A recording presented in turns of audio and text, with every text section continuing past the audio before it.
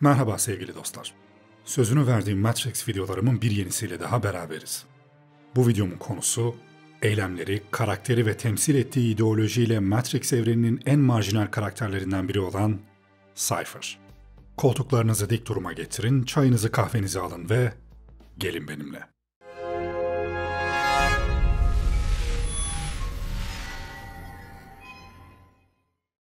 Matrix 5'in çekimlerinin başlayacağının duyurulduğu şu günlerde belki seriyi tekrar bir izlemeye karar vermiş olabilirsiniz. Seriyi derken üçlemeyi kastediyorum tabii ki. 4 için ne diyorduk? İzleyecek sağlam bir film bulmanın hayli zor olduğu günümüzde ben de çoğu zaman tekrar eski efsane yapımlardan medet umuyorum ve açıp tekrar izliyorum. Film izlemek pek çok insan için oldukça tatmin edici, yeri doldurulamaz ve güzel bir aktivitedir. Fakat bunu nerede, ne zaman, nasıl veya kiminle yaptığınızda deneyiminizin tadını önemli ölçüde etkiler.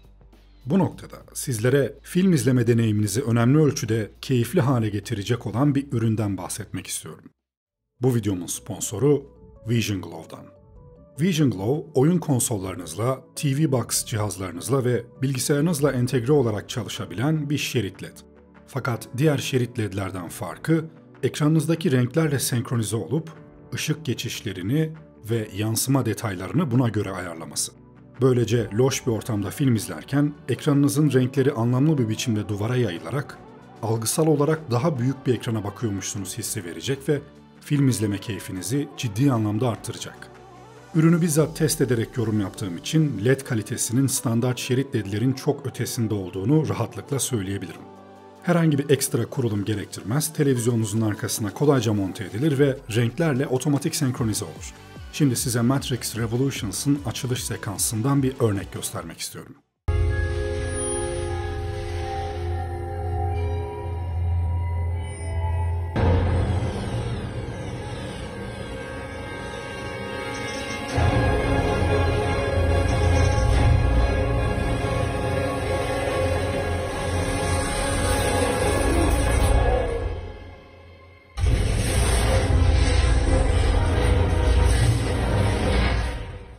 Ürüne videonun açıklamalarında verdiğim link üzerinden ulaşabilirsiniz. Şok indirim koduyla %5 indirimli olarak satın alabilirsiniz. Şimdi videomuza geçelim. Matrix'in özellikle ilk filmindeki karakterlerinin pek çoğunun başka bir takım kişiliklere, ideolojilere veya kavramlara atıf olduğunu rahatlıkla görebiliyoruz. Bunlar genellikle karakterlerin isimlerinden anlaşılacağı gibi eylemlerinden veya sözlerinden de anlaşılabiliyor. Cypher'ın ismi filmde pek çok anlama işaret ediyor. Bunlardan en başlıca olanı ihanet anlamıdır. İhanet ve aldatma. Bu bağlamda ele alındığında onun hikayedeki rolü şeytan ve Judas İskariot gibi figürlerle ilişkilendirilebilir. Şeytan, Hristiyan geleneğinde Tanrı'ya ihanet eden ve insanları günaha çekmeye çalışan bir figür olarak görülür. Benzer şekilde Judas İskariot, Hristiyan İncil'inde İsa'ya ihanet eden havari olarak bilinir. Cypher, Matrix'in gerçeklerini kabul ettikten sonra kişisel çıkarları uğruna Morpheus ve diğerlerine ihanet ederek bu figürlerle paralellik gösteren bir figüre dönüşüyor. Şeytanın insanları yanıltma ve onları yanlış yola sürükleme yeteneği, Cypher'ın diğer karakterler üzerindeki manipülatif etkilerine benzer. Cypher, Matrix'in sahte rahatlığına dönme arzusunu açıklarken başka bir yaşam biçiminin çekiciliğini ve onun aldatıcı doğasını temsil ediyor. Cypher'ın isminin bir başka anlamı da bir diğer yazılış biçimi olan cipher kelimesinden geliyor. Aynı şekilde telaffuz edilen bu kelime şifre anlamına geliyor. Cipher olarak da bilinen şifreleme, kriptografi alanında takip edildiğinde bir kişinin herhangi bir mesajı şifreleyebilmesini sağlayan bir dizi önceden belirlenmiş komuttur. Veri şifreleme, bilgileri temiz formattan okunamaz veya erişilemez formata çevirmeyi içerir. Neo ve Cypher'ın Nebukadnezar'da şu sahnede konuştuklarını hatırlayın. Neo, Cypher'a Matrix yayınını göstererek "Hep şifreli mi bakıyorsun?" diye sormuştu. Cypher da "Evet, öyle olmak zorunda." demişti. Devamında da "Matrix, şifresi çözülemeyecek kadar bilgi içeriyor." demişti. Cypher'ın bu küçücük sahnedeki basit gibi görünen sözleri aslında onun isminin anlamına ve yapacağı eylemlere atıf yapıyor. Çünkü Cypher genellikle savaş zamanlarında casuslar tarafından gizli bir kod için kullanılan bir kelimedir. Cypher'ın kendisi de insanlara karşı savaşlarında makineler için çalışan bir casustur.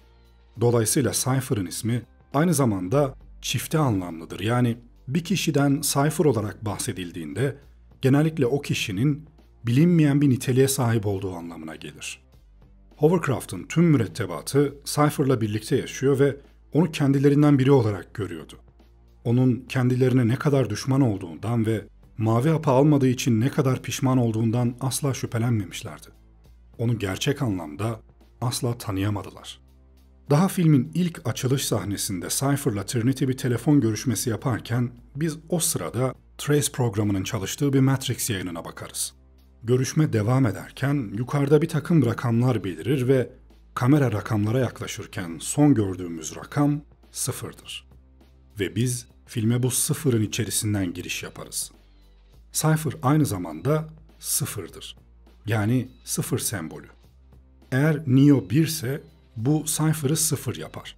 Yani Cypher ve Neo birlikte bilgisayar tarafından kullanılan ikili sayı sistemlerindeki iki rakam olan 0 ve 1'dir. İkisi filmde karşıt değerlerdir. Çünkü zıt uçlara doğru hareket ederler. Cypher, sembollerin yer değiştirdiği ya da değiştirildiği kriptografik bir sistemi ifade ediyor. Sembolik olarak bu isim, Cypher'ın bir şeyleri gizlediği anlamına geliyor. Yani film bunu aslında en başlarda bize şifreli bir şekilde anlatıyor. Şimdi size Cypher'la ilgili çok ince bir detay daha göstereceğim. Morpheus, mürettebatını Neo'ya tanıtırken tüm karakterleri bir arada gördüğümüz sahnelerde muhtemelen şimdiye kadar fark etmediğiniz bir detay gizli. Tüm karakterler gri bir elbise giyerken sadece Cypher'ın üzerinde kırmızı bir kıyafet olduğunu görüyoruz. Filmlerde kırmızı renk giyen karakterler sıklıkla kötülüğü ve şeytaniliği temsil etmek için kullanılır.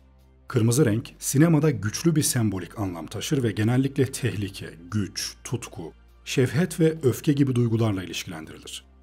Bu renk aynı zamanda dikkat çekici ve uyarıcı olduğundan karakterin diğerlerinden farklı olduğunu ve önemli bir rol oynadığını vurgulamak için de kullanılır.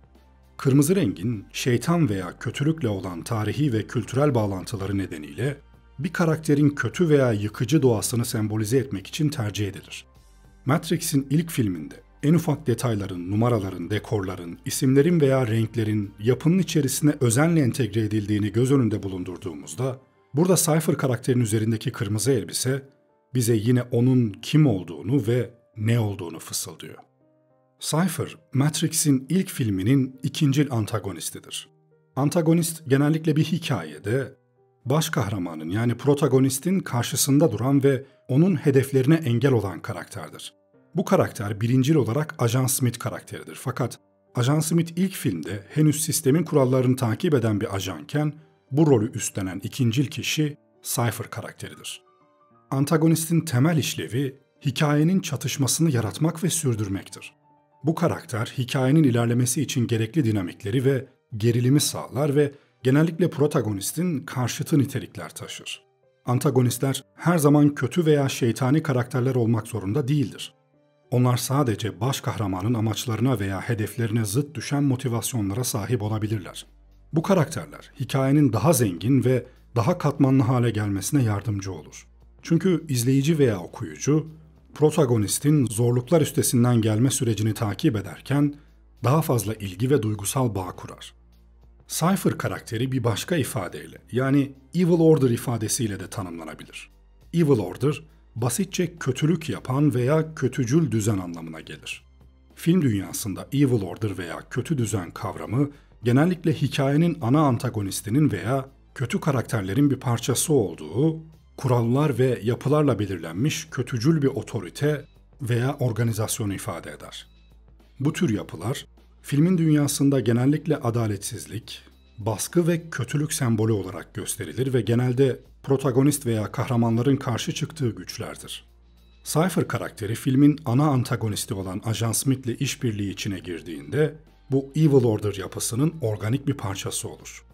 Evil Order kavramı genellikle distopik, fantastik veya bilim kurgu gibi türlerde karşımıza çıkar. Bu tür yapılar hikayeye geniş çapta bir çatışma sağlar ve genellikle hikayenin merkezi sorunlarından biri haline gelir. Bu düzenler toplumda çeşitli şekillerde zararlı etkilere sahip olabilir ve genellikle kahramanın ya da isyancı bir grup tarafından yıkılması hikayenin ana hedeflerinden biri olur. Örneğin Star Wars serisindeki İmparatorluk, The Hunger Games serisindeki Panem'in Kapitolü ve bu video özelinde konuşacak olursam, makinelerin kurduğu Matrix düzeni bir Evil Order örneğidir. Cypher, Morpheus tarafından Matrix'ten kurtarılan insanlardan biri. Yine Trinity gibi o da çok uzun zamandır Morpheus'un mürettebatında yer alan bir karakter. Ajan Smith'le olan sahnesinde 9 yılın ardından neyi fark ettim biliyor musun cümlesiyle de onun tam olarak ne kadar zamandır orada olduğunu anlıyoruz. Hristiyan teolojisinde 7 büyük günah kavramı vardır. Bunlar kibir, açgözlülük, şehvet, kıskançlık, oburluk, öfke ve tembelliktir. Bu hasletlerin hepsinin Cypher karakterinde mevcut olduğunu görebiliriz. Cypher'ın filmde ilk ortaya çıkan duygusu kıskançlıktır. Trinity Neo'ya yemek getirdiğinde Cypher, "Bana hiç yemek getirdiğini hatırlamıyorum." der. "Onda özel bir şey var değil mi?" diyerek devam eder. Hristiyan teolojisinde Tanrı insanı kendi suretinde yaratmıştır ve bu özel yaratılışa o sırada meleklerden biri olan şeytan veya Lucifer kıskançlık göstermiştir. Şeytan, Tanrı'nın insana gösterdiği bu ilgi ve sevgiden ötürü Tanrı'ya baş kaldırır ve sonunda cennetten kovulur. Bu mitolojik anlatı, ihanet ve kıskançlığın yanı sıra bir liderin yani Tanrı'nın otoritesine karşı çıkmasını da içerir. Cypher gerçeği gördükten sonra Matrix'in yalanını tercih ediyor ve Morpheus liderliğindeki gruba, özellikle de Neo'ya ihanet ediyor. Cypher, Neo'ya özellikle kıskançlık duyar. Çünkü Neo seçilmiş olandır ve bu da ona özel bir statü kazandırır. Bu ihanetin temel tetikleyicisi tıpkı şeytanın mitolojik öyküsünde olduğu gibi kıskançlıktır. Şimdi Cypher'la ilgili konuşmamız gereken iki önemli konu var. Birincisi mavi hapı seçmek, ikincisi de Ajan Smith'le olan sahnesi ve cehalet mutluluktur sözü. Önce o meşhur yemek sahnesinden başlayalım. Bu sahnede Cypher önündeki kocaman biftekten bir dilim keser ve "Biliyor musun? Bu bifteğin var olmadığını biliyorum. Ama bunu ağzıma koyduğumda Matrix beynime onun sulu ve lezzetli olduğunu söyleyecek. 9 yılın ardından neyi fark ettim biliyor musun? Cehalet mutluluktur" diyerek Matrix'in Cypher karakteri özelinde söylenmiş en önemli sözünü söylüyor. Hani bir diğer konu olan mavi hapı seçmek demiştim ya. Cypher burada aslında bunu dile getiriyor. Çünkü o zaten bu fikrin Zion'da yaşayan insanlar arasındaki tek temsilcisi. Bane karakterinin Smith tarafından ele geçirilerek kötü birine dönüştürüldüğünü düşünürsek, kendi iradesiyle kötü olmayı seçen tek kişi aslında Cypher karakteridir. Cypher'ın bu sahnedeki sözleri felsefi bağlamlarda ele alınması gereken sözler. Bu sahne gerçeklik, bilgi, algı ve mutluluk kavramları üzerine derin düşüncelere dalmamızı sağlayacak bir sahne. Cypher'ın bifteği yemesi, onun Matrix'in bir simülasyon olduğunu bilmesine rağmen gerçekliğin algısal doğasını kabul etmesini temsil ediyor. Bu Platon'un mağara alegorisine benzer. Platon, gerçekliğin sadece gölgelerden ibaret olduğu ve gerçeğin bu gölgelerin ötesinde yattığını öne sürer. Cypher, mağaranın dışındaki gerçek dünyayı görmüştür. Ama onun için mağaranın içerisindeki gölgeler daha caziptir. Cypher'ın sözleri, bilginin bireysel mutluluk üzerindeki etkisini sorgulamamıza itiyor. Eski Yunan filozofu Epikür, mutluluğa huzur yani ataraksiya ve acısızlık yani aponya ile ulaşılabileceğini savunurken, Cypher da benzer bir şekilde acı veren gerçeklerden uzaklaşarak mutluluğu bulmayı tercih ediyor. Ancak bu durum aynı zamanda bilgi ve gerçeklikten kaçışıdır.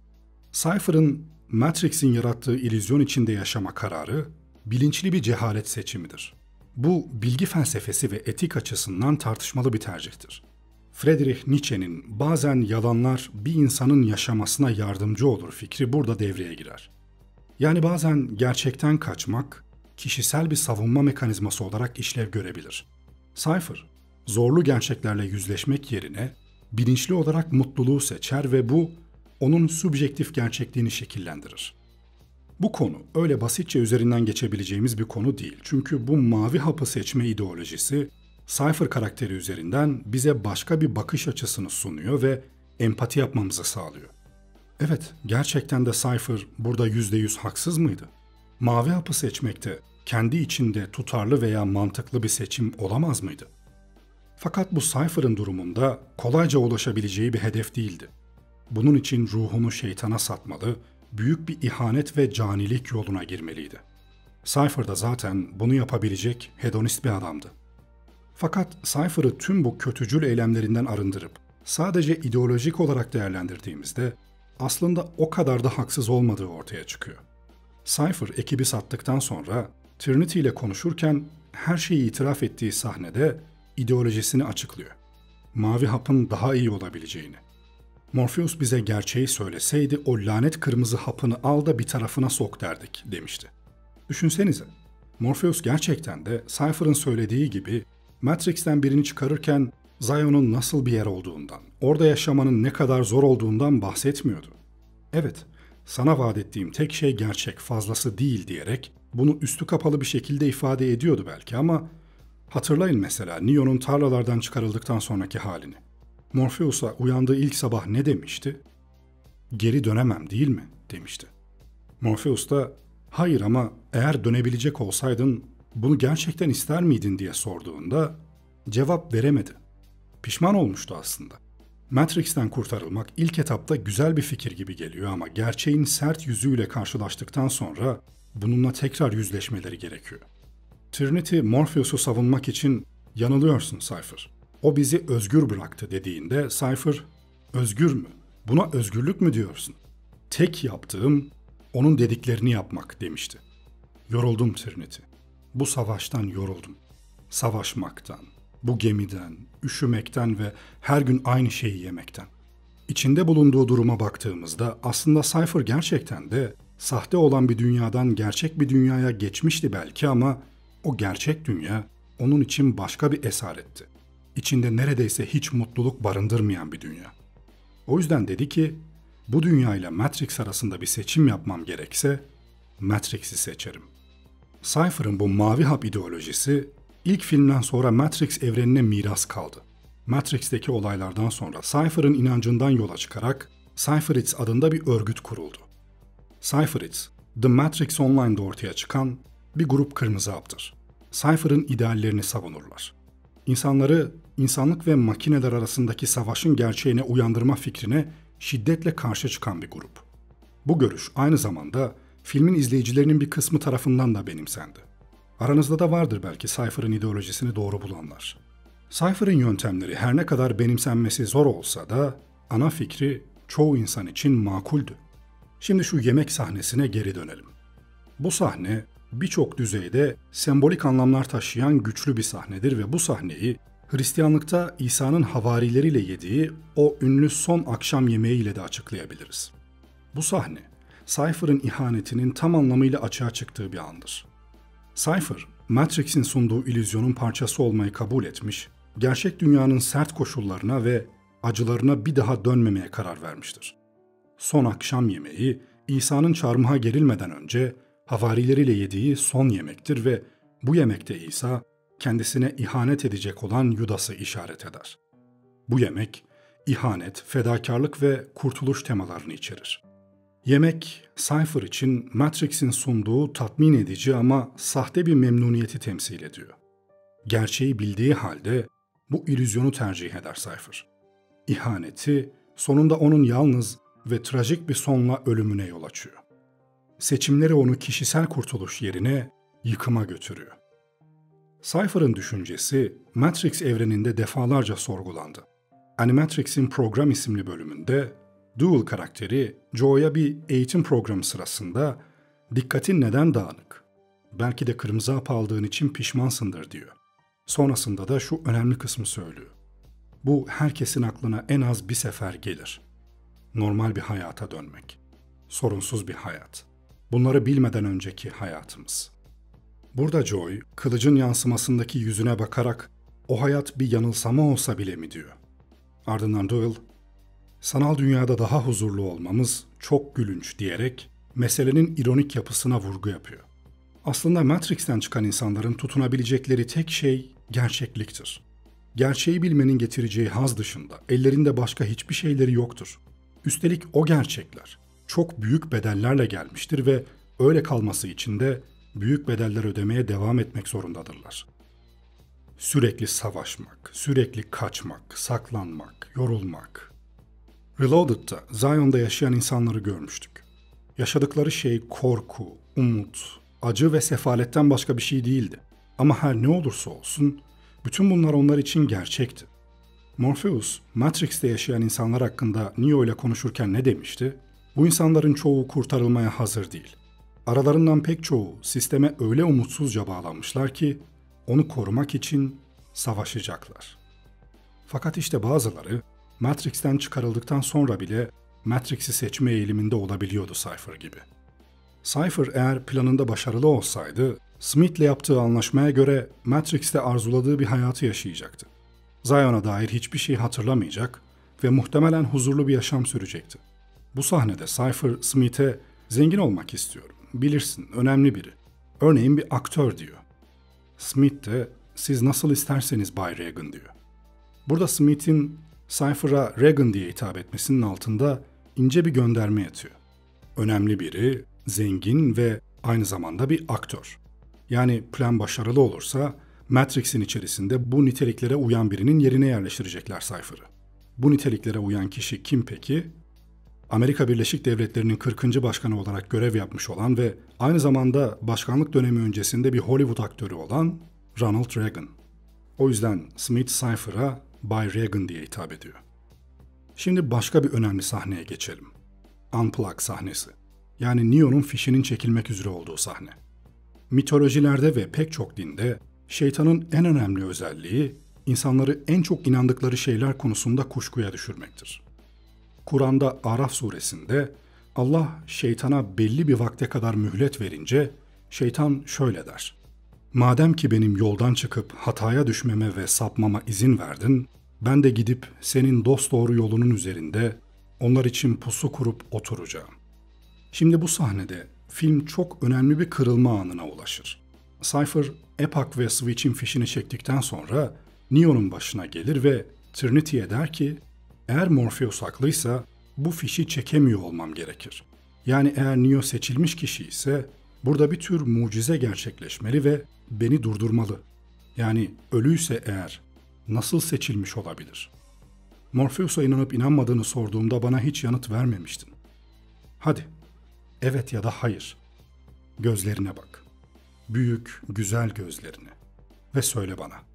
Evet mi, hayır mı? Tam bu anda Cypher tüm izleyiciyi ve hatta Trinity'yi bile öylesine bir kuşkuya düşürüyor ki gerçekten de bu ancak şeytanın yapabileceği ölçekte bir şey. Çünkü o noktada hakikaten bir mucize dışında hiçbir şey bunun olmasını engelleyemezdi. O yüzden Trinity evet derken bile kuşku içinde ve yaşlı gözlerle çok kısık bir sesle evet demişti. Aslında burada Cypher'ın Neo'nun fişini çekmekten daha öncelikli olan bir amacı vardı. O da Trinity'nin inancını kırmak. Tam o sırada sözünü ettiğimiz o mucize gerçekleşir. Ve bir şekilde bilincini geri kazanan Tank, elektroşok silahıyla onu durdurur. Ve böylece Cypher'ın hikayesi sona erer. Filmlerde mutlak kötü olarak gösterilen karakterlerin bazen daha yakından bakıldığında haklı taraflarının olduğunu görebiliriz. Cypher, tüm yıkıcı eylemlerinin yanı sıra yanlışıyla doğrusuyla bir fikri temsil ediyordu ve bunun için de elinden geleni yaptı. Yani bu videonun mesajı Cypher haklıydı değil ama haklı taraflarının olabileceğiydi. Cypher'ın ihanetini etik ve ahlaki açıdan değerlendirirsek tabii ki sınıfta kalır. Kişisel çıkarları uğruna arkadaşlarının hayatlarını tehlikeye atan ve bu süreçte birçok masum insanın ölümüne sebep olan biriydi. Fakat felsefi ve ideolojik yönden baktığımızda onun tırnak içerisinde haklı taraflarının olduğu su götürmez bir gerçek. Cypher'ın haklı olup olmadığı sorusu kişisel değerlere, etik anlayışa ve hayata bakış açısına bağlı olarak değişir. Bu yüzden Cypher'ın haklı olup olmadığı, izleyicinin kendi yaşam görüşü, etik değerleri ve felsefi inançlarıyla yakından ilgilidir. Zaten iyi filmlerde kararı her zaman izleyiciye bırakır.